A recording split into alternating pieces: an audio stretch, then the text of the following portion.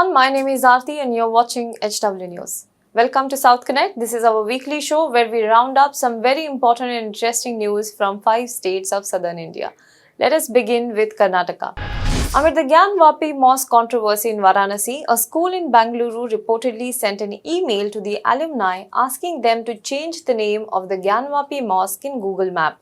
The incident caused uproar as the alumni condemned the school for getting into political controversy and using the school platform for the same. A popular private school in Bangalore has sent an email to all its alumni asking for them to go onto Google Maps and change the name of Gyanvapi Mosque to Gyanvapi Temple. The New Horizon Public School, also known as NHPS, had sent this mass email to its alumni on 20th May on Friday evening.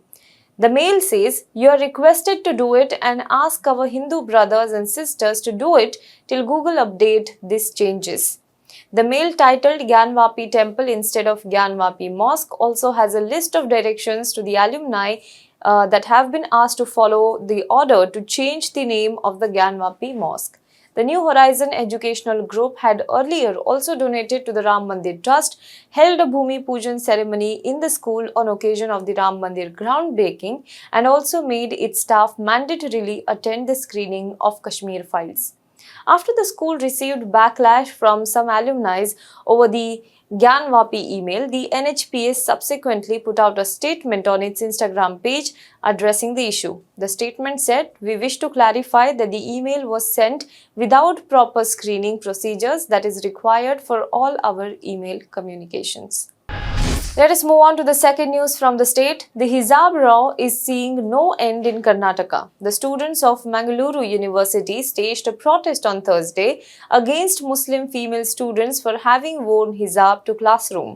Condemning the university authorities for not implementing the hijab ban ordered by the Karnataka High Court, the students have called for suspension of Muslim female students. The protesting Hindu students are alleging that over 50 Muslim students attended the classroom wearing a hijab. This was done despite authorities asking the students to abide by the Karnataka High Court order during 2 sets of meetings that were held last month. Opposing the Muslim students wearing the hijab, Hindu students boycotted the class and started protesting in front of the university campus. The students have also said that they would not attend any classes unless the matter is resolved. Meanwhile, the female students who wore hijab to the class have claimed that the High Court order is being misread and misquoted as it does not mention uniform for graduate level students. As of now, the Muslim female students have approached the Deputy Commissioner, writing to him their concerns and have asked for immediate solution in this regard so that they can resume their studies.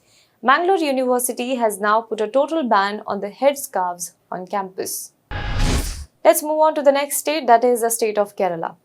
A video from the PFI rally in Kerala in which a child is seen giving provocative communal slogan has gone viral on social media. The video has also led to massive outrage. The incident is reported to have taken place at a march by Popular Front of India in coastal town last week. The video of incident doing rounds on social media shows the boy sitting on the shoulder of a man as he makes hate slogans against people belonging to Hindus and Christian communities in Kerala. The development came after the Kerala High Court expressed concerns about children being used in political and religious rallies. The Kerala High Court Justice said, "Aren't they fostering a new generation that grows up with religious hatred in their minds? When this child grows up and becomes a major, his mind will already be conditioned to this kind of rhetoric. Something must be done." This is what Justice Gopinath had said while hearing the matter on Monday. Meanwhile, the police have also registered a case against PFI District President Nawaz Vandanam and District Secretary Mujib in the matter. The National Commission for Protection of Child Rights had also put pressure on the Kerala police to register this FIR. Condemning this incident, Congress leader Shashi Tharoor tweeted on his Twitter handle, and I quote, "The video of this event and media reports have shocked Kerala. Hate speech and intimidating slogans are deplorable irrespective of the politics behind them or the religion of those using them. Opposing communalism means opposing the communalism of all sides." BJP leader KJ Alphonse meanwhile also expressed concern over the growing radicalization in the southern state. Meanwhile, the police in the state have already taken 24 more people into custody. Let's move on to the next news from the state. Contrary to its earlier prediction of the onset of the southwest monsoon over Kerala on May 27, the Indian Meteorological Department on Thursday said it can happen anytime this forecasting week till June 1st, and the conditions are being monitored real time. The news of onset of the southwest monsoon over Kerala is the most awaited news for the agrarian practices across India that have a major impact on the domestic economy, including on the share markets. Conditions are favorable for further advance of southwest monsoon over some more parts of South Arabian Sea, entire Maldives and adjoining areas of Lakshadweep, and some more parts of Comorin area during next 48 hours. Conditions are likely to become favorable for onset of monsoon over Kerala during the week, the IMD's extended range forecast said. This week is forecasting week from May 26 till June 1st, and that in turn means the monsoon is expected anytime till June 1st. Let's move on to the next state, that is the state of Tamil Nadu. In the first ever public event attended by Prime Minister Narendra Modi after the DMK came to power in Tamil Nadu, Chief Minister MK Stalin used the opportunity to put forth the main demands of the state. PM Modi attended the event in Jawaharlal Nehru Indoor Stadium on Thursday, where he laid the foundation stone for 11 projects worth 31,500 crore rupees. Stalin put forth 4 main demands of the state to the Prime Minister while speaking at this event. The demands include retrieval of Katchatheevu island from Sri Lanka, passing of the anti-NEET bill, clearance of GST dues, and making Tamil an official language in the union government offices and the Madras High Court. He said, "People of Tamil Nadu play a crucial role in India's development. Our state is a pioneer not only in economy and other related factors but also in social justice, equality, women empowerment. In brief, Tamil Nadu is a state for inclusive growth. This is what we call the Dravidian model." This is what MK Stalin pointed out in front of Prime Minister Modi. He further said the bill regarding exemption of NEET has been passed and sent to the President by the Governor. I appeal to the Prime Minister on behalf of Tamil Nadu people to give permission for this bill. I hope PM Modi sees why these demands are so important. He further added that he has listed out some of the most important demands of Tamil Nadu like Katchatheevu, NEET bill, GST dues, Tamil as an official language in union government offices, and Madras High Court. He said, "I appeal to you to consider them favorably as early as possible." Meanwhile, Prime Minister Modi kick-started his speech with Bharatiyar's poem written during the Indian independence struggle.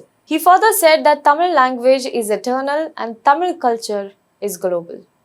Let's move on to the next state, that is the state of Andhra Pradesh. Tensions prevailed in Amalapuram town of Andhra Pradesh, the headquarters of the newly formed Konaseema district, on May 24th, Tuesday, over the state government's proposal to rename the district by adding the name of Dr. B.R. Ambedkar to it.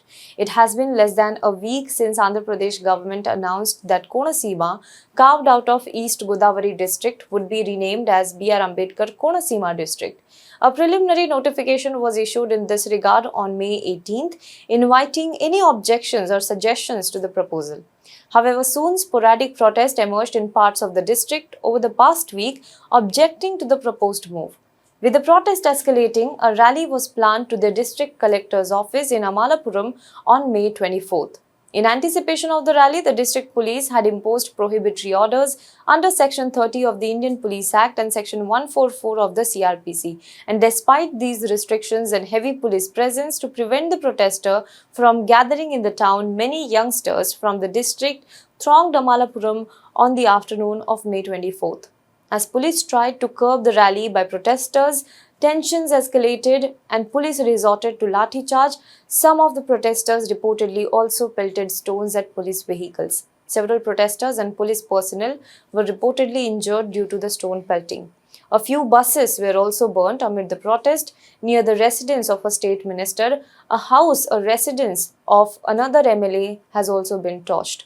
While the situation is coming back to normal in the district, the state police have found that it was a pre-planned and orchestrated violence, the police investigation has also found that over 20 WhatsApp groups were active prior to this violence. Provocative messages were shared in these groups with specific instruction on how the violence was to be orchestrated.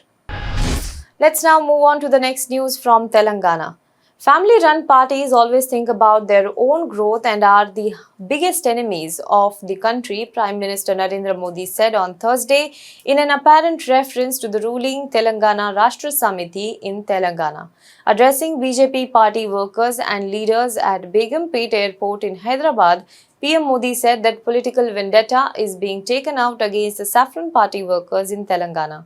Launching an attack on TRS, PM Modi called for liberating Telangana from family rules and appeasement. He said, Parivarwadi parties are not only political problems, they are the biggest enemies of democracy and youth. He said that Telangana people are watching how family-run parties are interested in their own welfare. These parties never care about poor people's problems. He further said that the country has seen how corruption becomes the face of political parties dedicated to one family. Modi said the decades-long separate statehood agitation was not for one family to crush the dreams of Telangana's development. He was visiting the city to participate in the 20th year celebration of the Indian School of Business in Hyderabad. Now, reacting to this, TRS said that PM only spoke about Parivarwad. If that is the case, then who is Jai Shah, Union Home Minister Amit Shah's son, to lead cricket of India? They should expel Rajnath Singh and his son also if they do not believe in Parivarwad. Speak about Telangana. This is what the TRS said. Jai Shah is the secretary of India's top cricket governing body, BCCI, and also the son of Home Minister Amit Shah. Do let us know what you think about this in the comment box below. For more news and updates, you can log on to www.hwnews.in.